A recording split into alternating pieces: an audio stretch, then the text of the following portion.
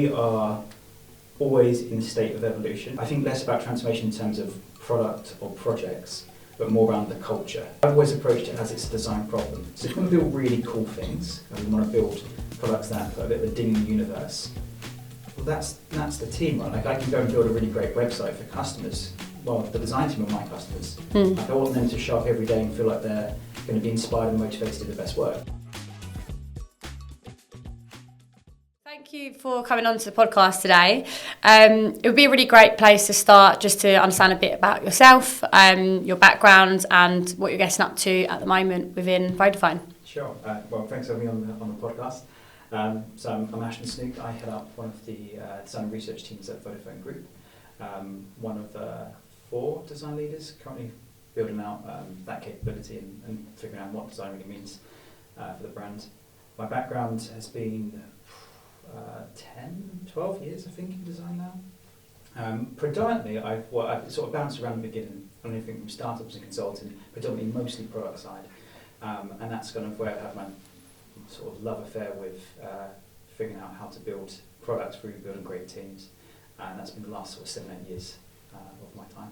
Nice. And I know that there's the whole kind of the building products element, and then also added into Vodafone, where there's so much kind of transformational activity taking place, so many different like projects, programs, initiatives that are kind of constantly evolving. And something that I was kind of really keen to understand is how to kind of effectively sort of manage and lead in that sort of landscape when you are managing across sort of those transformation efforts, and what that kind of takes.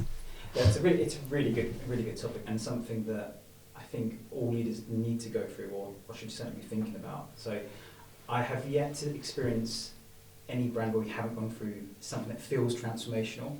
And I think it's really important to try and define what that kind of leadership approach is, because it really does test you to be adaptive. You've got to be resilient. Most important with transformations, for them to succeed, you've got to have a lot of empathy for your team. And if you find yourself getting stuck on what that means, I think you're going to kind of trip over yourself. So when we talk about transformations, I mean, examples might be helpful. So I talk less about, but I might give an example from an historical brand. So I worked for Hive, which is a smart home company, and we had some sort of a forced opportunity to sort of rethink about what design meant. So I came into a team, very happy to be there, found that a number of the people that I'd been interviewed by were leaving the organisation, so alarm bells, a bit of a dumpster fire initially. And it took a couple of weeks, but I was motivated because I bought a house, I had a mortgage to pay, and I really wanted to make it work. And it was a really organic thing. I wasn't brought in to run the team, but organically I started to figure out how could we take this sort of season of woe and use it as a platform to try and build something successful. And partly that was a little bit selfish, because I wanted it to succeed for me, but I also wanted to see how the company could transform and drive success. And what we learned for that process, prior to a previous experience where I was actually managing a team, I went really fast by myself, and neglected the sort of focus on going far with others. And so I sort of completely flipped that script on its head, and really much focused the transformation retrospectively, but what was just a case of, we need to make this work, and let's do that together. And I think when we talk about transformation, that's the most important thing, because if you look at like companies that have done digital transformations, the only way it works, the only way you drive engagement and adoption, is to bring the people on board. I think that's a really important thing when you talk about transformation. Yeah, I completely agree. I think it's all about taking, the people on the journey, and for them to really kind of feel part of that project and that process. And within kind of Vodafone, I'd imagine for you, do you have kind of like strategies and initiatives in order to effectively do that, or is it just all about actually driving excitement towards the projects that you're kind of focused on? That's a great question. I mean, we are always in a state of evolution. I think we've probably started to talk less about transformations and more of the business is always evolving, always growing based on what the customer and the market needs from us. Again, the journey we've been on with my counterparts, Rika and Nick, has been, we had, I think, 3 or 4 disparate teams from various portfolios. In isolation, kind of doing an okay job. But what we recognised, the organisation thankfully also recognised, was there was a lot of value in bringing us together. And so we went through a transformation to move designers away from being, UX or UI designers to a product design function. So that was a big transformation of how we operated. There was, hearts and minds to convince in terms of stakeholders. There was the team to build around. And so when we talk about, I think less about transformation in terms of product or projects, but more around the culture that we're trying to establish. Similar to what we did at Hive, this one was much more by design than by consequence of the environment. So we realised that there was an issue and we went to focus on building that out. And again, I think when you talk about product innovation in terms of figuring out the right products to select, to invest in, that starts at the sort of the core of that is a good design culture or good product culture. And that has been the journey that we've been on for the last couple of years now. And we're just going through yet another phase of that where we've got another design studio merging with ours. And so we're going through a V2 or probably a 2.5 to say what is the future of design for us in Vodafone and what does that structure and that team need to look like with things like AI emerging. Yeah, and for I guess for those who are sort of stepping into leadership for the first time and moving away from kind of tunnel vision and what good design looks like, V's like what good design team and culture looks like. How would you kind of define that? I think there's a sort of inherent issue in people's minds where they see them as different things. So there was, when I started thinking about, I was like 20 or 21, I thought, great, it'll be great to be a director of design. I'll have the influence, but the most motivated, I'll get paid pretty well for what I'm doing. That's a good influence. And I think that's where a lot of people start. They feel that they naturally have to climb into leadership in order to be successful commercially for themselves, which is in some ways kind of true for some organisations. But you often see that what happens is they forget that the challenge in front of them is a design problem, and they start focusing on trying to read lots of business books and lots of management books and consultancy books, and that stuff's all good and useful. I'm not saying it's not valuable, but I've always approached it as it's a design problem. So if we want to build really cool things, and we want to build products that put a bit of a ding in the universe, well, that's the team, right? Like I can go and build a really great website for customers. Well, the design team are my customers. Like I want them to show up every day and feel like they're going to be inspired and motivated to do the best work. We want to make sure they've got the best tooling in place. We want to make sure they've got valuable, meaningful relationships with stakeholders. And I think the important thing is if you're a creative intrapreneur or entrepreneur or anyone who thinks like a designer, the problem's the same. It's just a different medium. You're not working with pixels, or you're not working with clay or paint. You're working with people. I think they're very much the same. I think if you can look at it as a design challenge, it feels much more comfortable for people to step from producing a thing to building a thing with people. Yeah. It's interesting, and as you say that, kind of looking at things as a design challenge, and sort of leading back to what we was discussing with like transformative leadership and I guess transformation like programs and initiatives. Something that we've seen quite heavily over the course of the last sort of 6 months or so, with the whole kind of, emerging technologies, AI, and the whole wave of excitement around that is, I don't think many organisations are necessarily looking at things as a design kind of challenge. I think it's very much, it's kind of been disregarded, and maybe because it's not as sort of exciting as this whole big shiny AI thing. And where our kind of concerns lie with, executives that we work with is at what point will that kind of penny drop moment come where they realise that actually they need to be investing effectively into, into design. And I think people might be kind of falling into that trap of sort of over investing and prioritising into AI and emerging technologies whilst disregarding probably one of the most important foundations that there are. So it'd be interesting to know, kind of given your context and experience, like what your advice would be on that kind of, I guess, situation. It's sort of fascinating. You're seeing that from a perspective of a talent agency. I mean, it's not unsurprising, right? I mean, the cost of capital is much more than it has been in recent years. The need for organisations to show value and meaningful growth is probably as important as it's ever been, perhaps more so now. And there's always a sugar rush with new technology. A couple of years ago, the metaverse was going to be the thing. Thankfully, it doesn't seem that way at the moment. So I'm much more about the real world. And Web3, and that all sort of bombed out.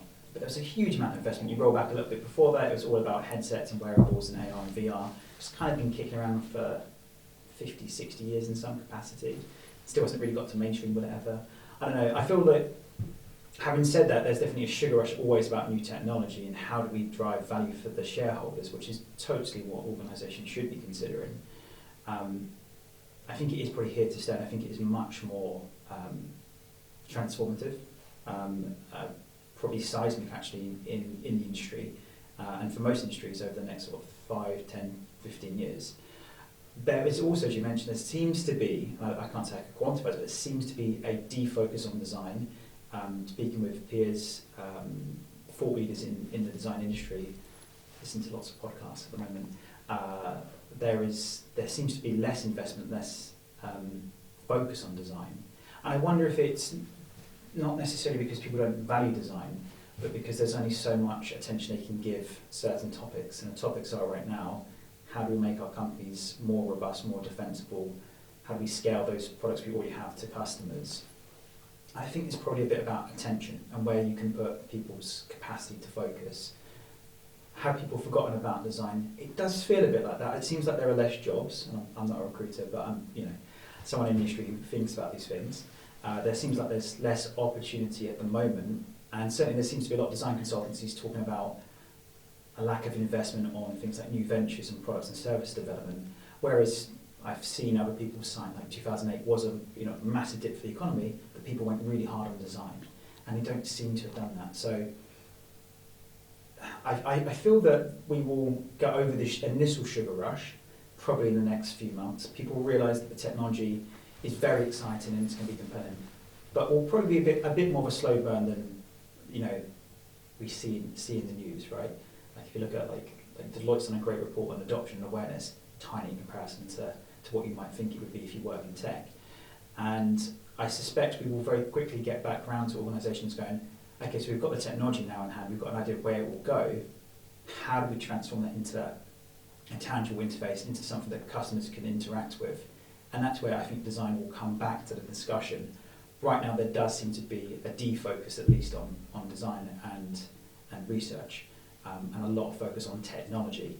And hopefully it's not going to be a permanent switch on the technology is amazing, it's built because it's there, but using that technology to solve real problems for customers and for organisations. And I think design will be that catalyst. Yeah, it's an interesting one. We had an event last week where we was kind of discussing like the future skills matrix and what that sort of looks like, and we was asked a question around how we're kind of seeing the demand for design talent at the moment, and just kind of talent in general. And what we've seen over the past sort of 6 to 12 weeks has been a huge influx of demand for talent across data, specifically AI, jobs that we've never kind of even seen or heard of before. When you speak to the company, it turns out they're just looking for a software engineer, but they're kind of framed up in this amazing like AI specialist way.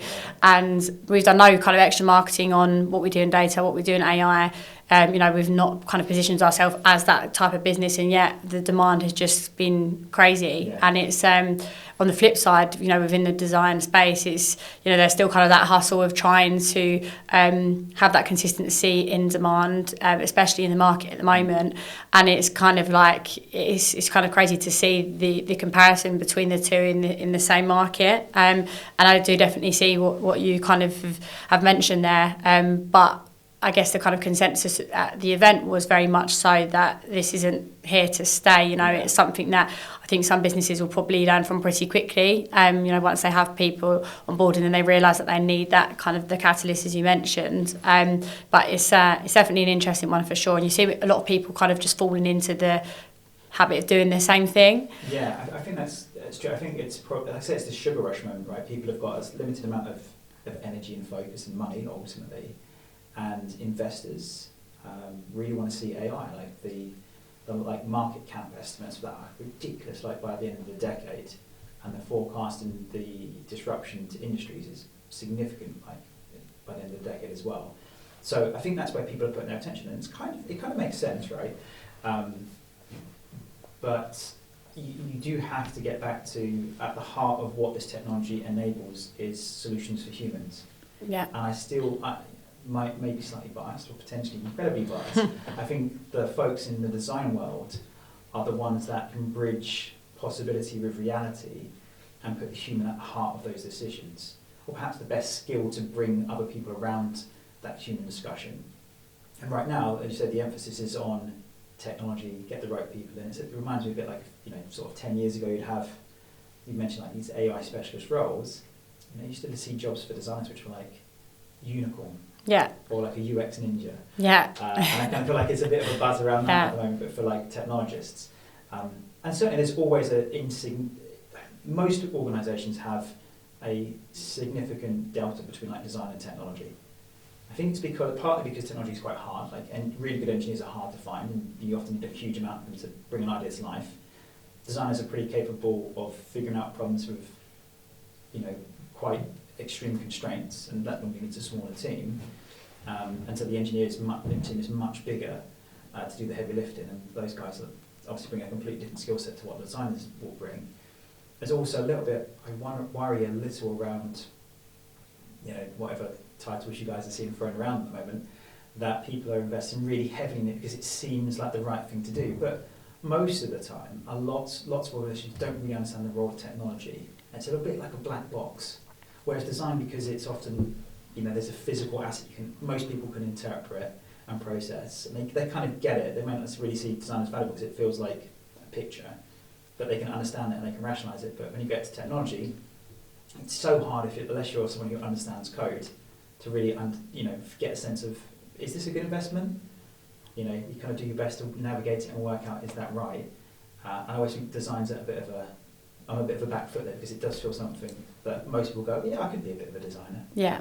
Very few people go, oh, I could go and build a website, or I can write an application. Fewer people still can go, yeah, I understand how LLMs work. Yeah. And I can go and work on those models.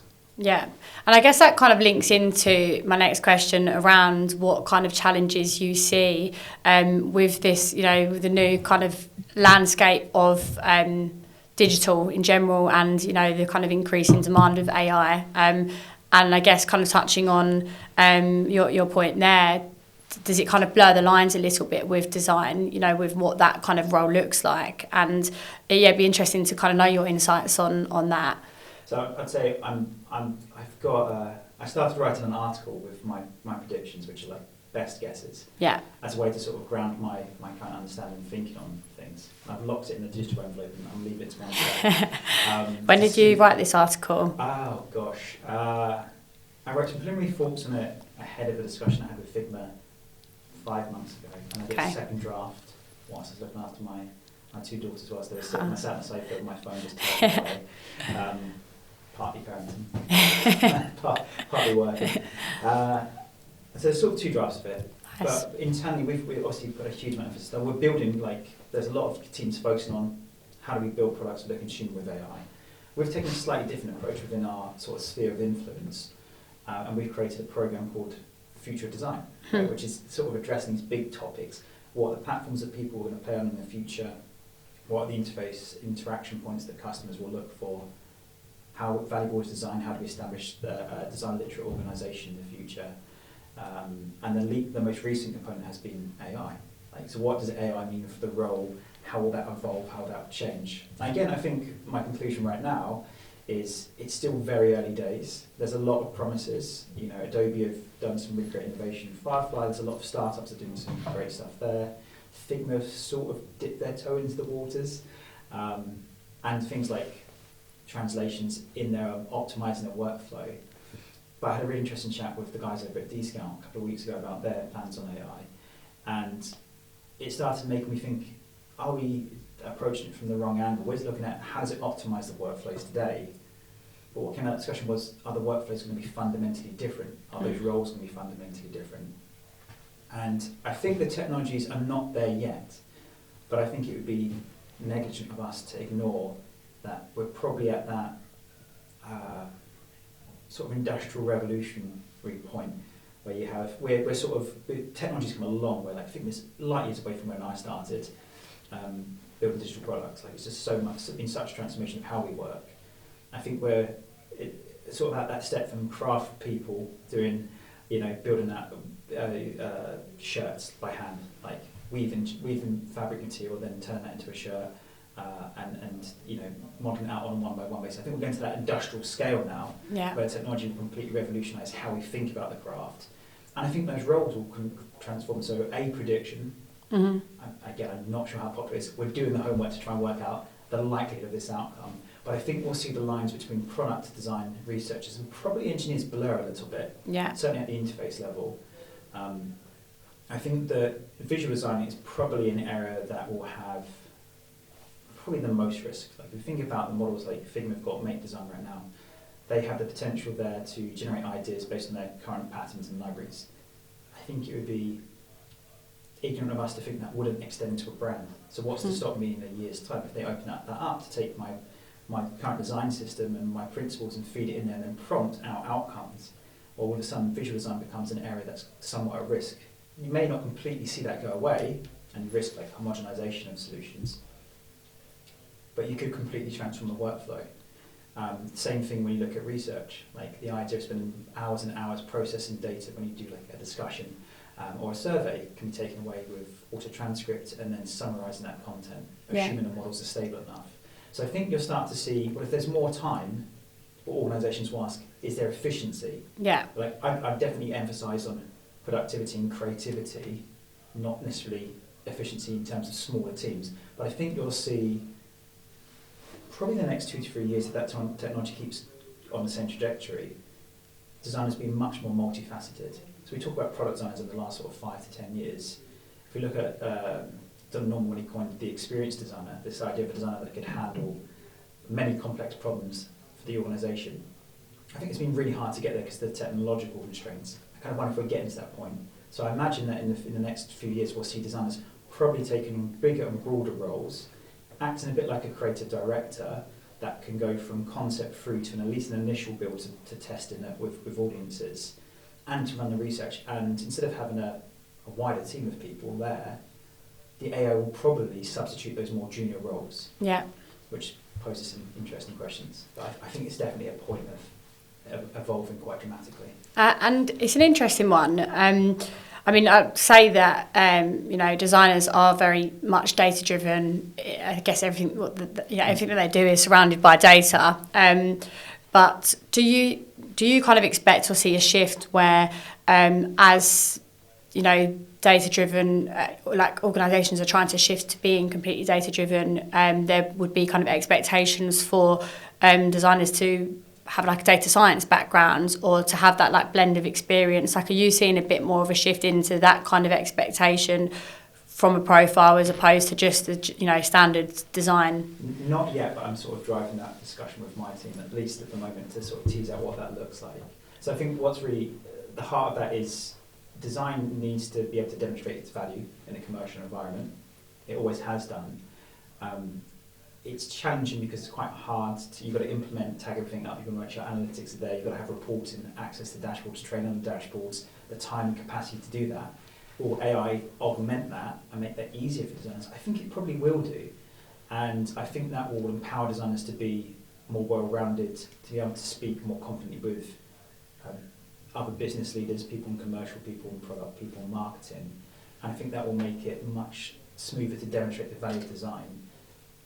Do I feel that there's a significant move towards that right now for most organisations? I think it's super varied, depending on the maturity of the company, the brands, and how those folks operate.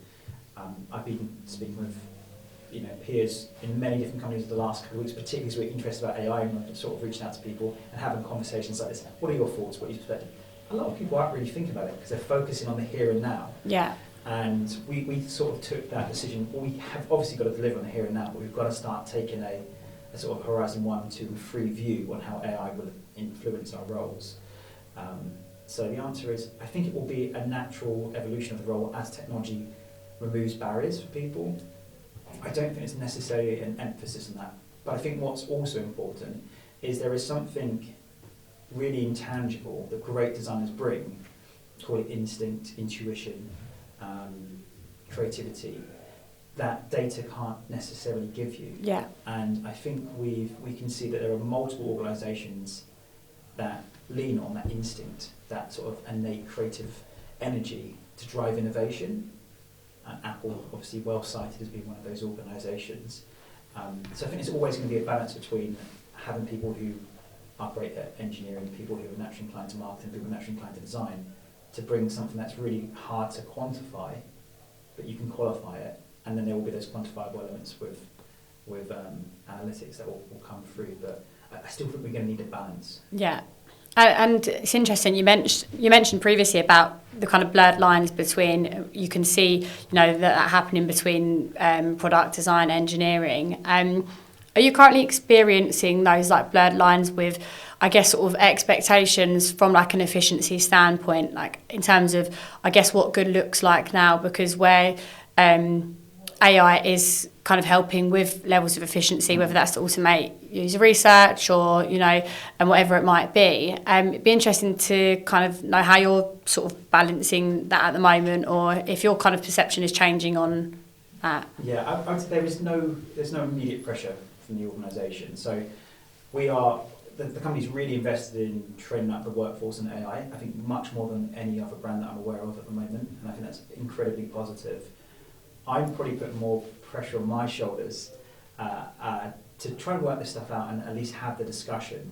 We're certainly not at the point when existing providers have enough stable capabilities that will allow us to transform how we work. That everyone seems to be at the beginning of the journey themselves. There's a technological element to that. There's also a commercial element. A given design tool relies on designers to drive its revenue. If you remove the designer, a significant portion of the design from that, how do they keep their ARR increasing or at least stable? So there's probably a potential conflict for some providers there. We're just starting to tease it out. So we're experimenting with products that we were approved to experiment with, and because we're a public traded company, we have responsibilities. We've got to be really careful about the kind of software that we play with. So it's come too early to say. I think we can make assumptions about where we're going to be in a couple of years. We can run some experiments within constraints. But I think probably in the next 6 to 12 months, whilst we've run driven some real efficiencies in workflow, they're quite light touch. And I think we'll see that transformation probably in about 24 months' time. I think this year will be still a bit of discovery for most organisations, including ours. And I think we'll start to mature out and figure out what that strategy and role change will look like, probably in about a couple of years' time. With regards to internally within Vodafone, so you are doing a lot of training up at the moment across the business, by the sounds of things. How else are you sort of best preparing, your workforce for this? Is it very much just heavily focused on training investments at the moment, or is there anything else that you're kind of shifting your focus onto as a leader to make sure that everybody's kind of brought in and on this journey like all together? Yeah, that's a really fundamental question. The answer, possibly somewhat touched on it previously, but so we've got the sort of macro investment in Vodafone where the organisation recognises we need to capitalise on AI. We've got some amazing partnerships and training in place that allows us to do that. But then that's sort of almost like a generalist focus, right? Because you've got a lot of different skill sets across a very large organisation. Within our remit of design and digital experiences, we're very much running this future design program I mentioned before, which is about trying to ask the big questions. So we're speaking with industry leaders, we're looking at tons of reports, we're reading lots of material, we're socialising that material. We've just launched a survey actually with Dscout, which is our sort of research platform, to get a sense of what the UX and UI community feel about AI. Most of it's an opinion piece, but it's a good place to start. And we're surveying our team as well. And so we've got the sort of the big investment from the organisation. We've got a piece of R&D, let's call it, on AI, and that will allow us to sort of predict out some potential models of where things might land, and then try and build a future that we are proud to be part of within that sort of UX and design community. And then we're running experiments, and I said before, we've got to be careful about the kind of experiments we can run, because of the kind of information, making sure that we're privacy policy compliant and so on. But with like an example, I spoke about this with Figma, we looked at a really short sprint to put together a concept design essentially for a really, really important partner discussion. And we're always looking at creative ways to bring the consumer story to life. Now, typically, we may have done something like spent time illustrating, or got an illustrator to help us with storyboarding. And that will allow us to walk through a series of shots and bring the idea to life. Then we might offer that with some static illustrations of the UI. We might partner that with something that's interactive. If we have a lot of time, we might go and produce a film. And they're all labour intensive, they're all really valuable assets. So we were able to augment some of that. So we used AI to help us drive the storyboards. So that took a lot of cost out of the process. It also saved a whole bunch of time. So we were able to work with stakeholders, really conversation that we're doing today, and then quickly prompt the engineer, adjust the style, and then we've got a storyboard. We were able to then build up the UI because we've got an established design language and system in place.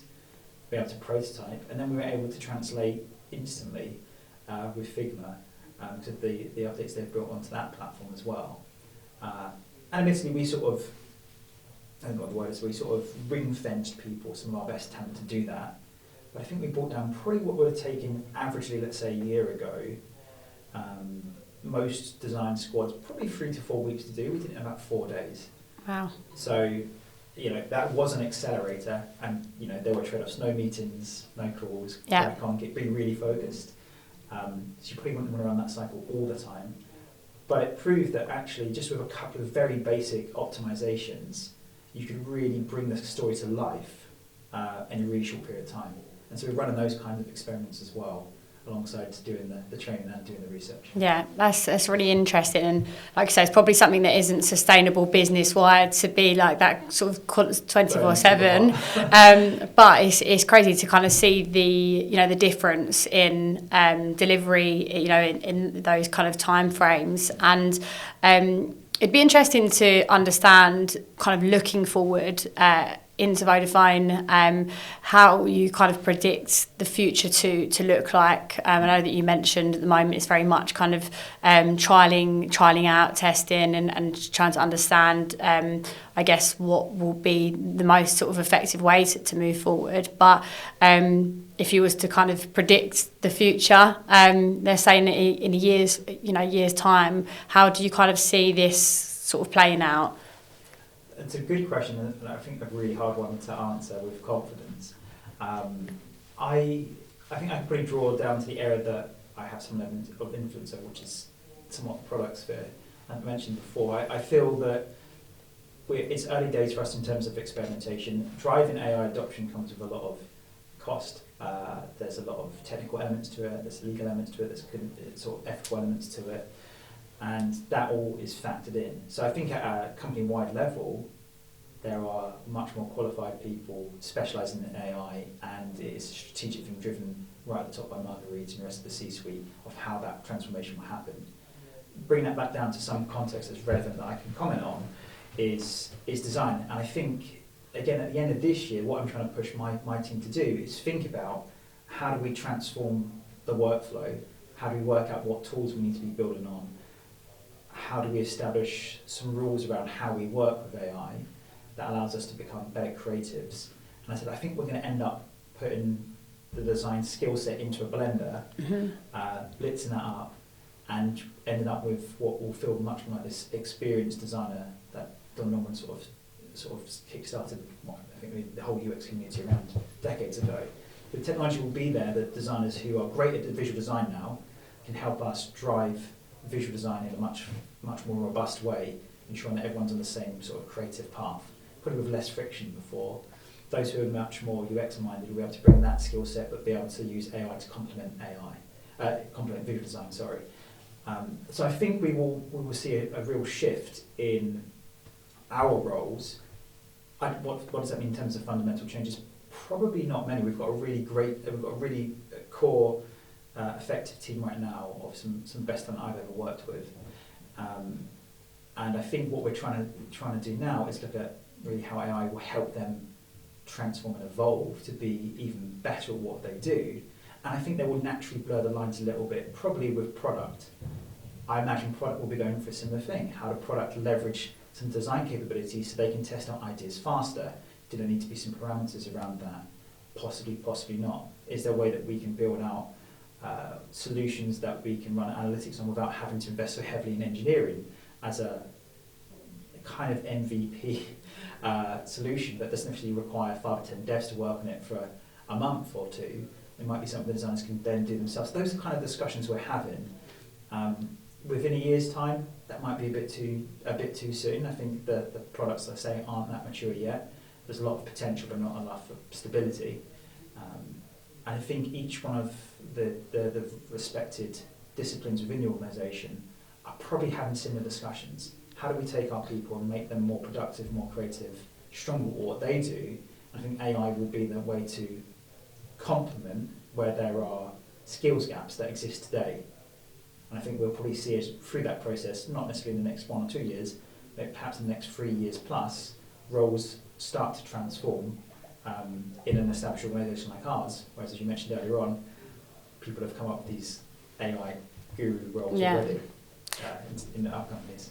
And it's just to kind of go back to your point around how Vodafone are kind of educating, and I guess how aware everybody is around probably the impacts of AI and I guess to a certain extent what the kind of future of that looks like.